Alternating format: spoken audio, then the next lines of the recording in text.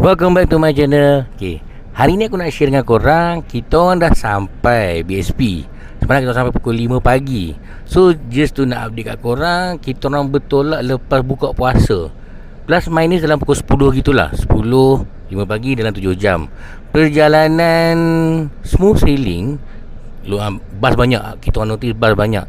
And driver tukar-tukar. Mula-mula aku bawa, lepas tu Ani bawa, lepas tu dia tukar. Sampailah ke BSP. Perjalanan plus minus 7 jam. Okay, tak ada any difficulty, cumanya mengantuk lah. Due to age aku rasa kita orang dah semakin tak larat lah. But we managed to sampai jugalah. And just nak share, sampai BSP, kita orang sahur dekat ni, apa tu, Haji Sultan. Sampai tengok itu dah ada. So kita orang tak nak pening-pening. So kita orang buka puasa pula. Kita orang sahur dekat situ. So settle sahur terus balik ke rumah. Balik ke rumah, dia orang sambung continue proses si kucing apa semua. Macam aku, sis aku kerja tau. Just tu nak update kat korang. Aku Sabtu Ahad ni aku kerja. Aku punya off day dah jadi hari yang berlainan.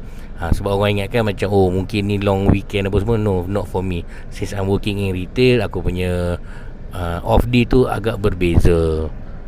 So just to sambung balik, the wife and the kids lah, duk proses kucing apa semua. So I took my beauty sleep lah. So I managed to recover. And supposedly aku masuk pukul 12 hari ni. Tiba-tiba I got a text message from my colleague lah, Alice. Dia cakap, boleh tak dia nak masuk pukul 12, dia nak masuk awal 2 jam.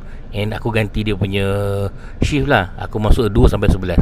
Aku cakap, bagai tidur di sorongkan bantal lah. So I have more time for me to, orang kata apa, rehat lah, for me to rest. And nak ambil barang, bawa masuk barang, kamar rumah apa semua, etc. So I accept.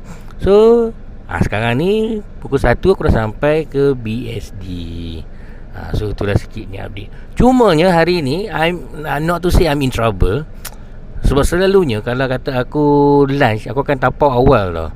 But bulan puasa ni dia orang tak ada berniaga lagi. So the option here, satu aku tapau siap-siap subuh tadi.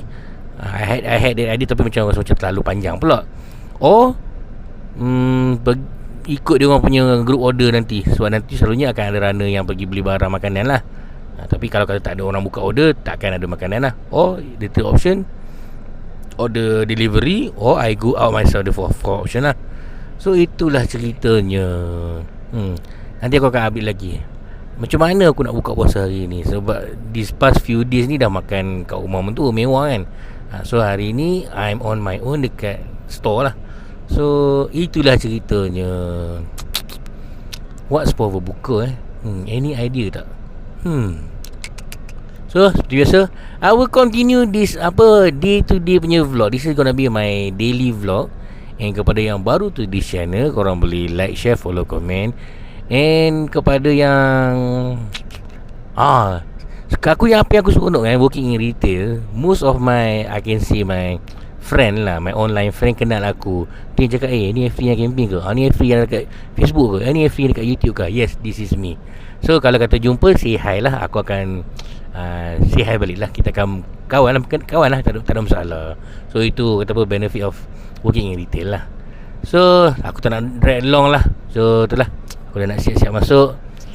Assalamualaikum. Selamat berpuasa hari ketiga. Bye.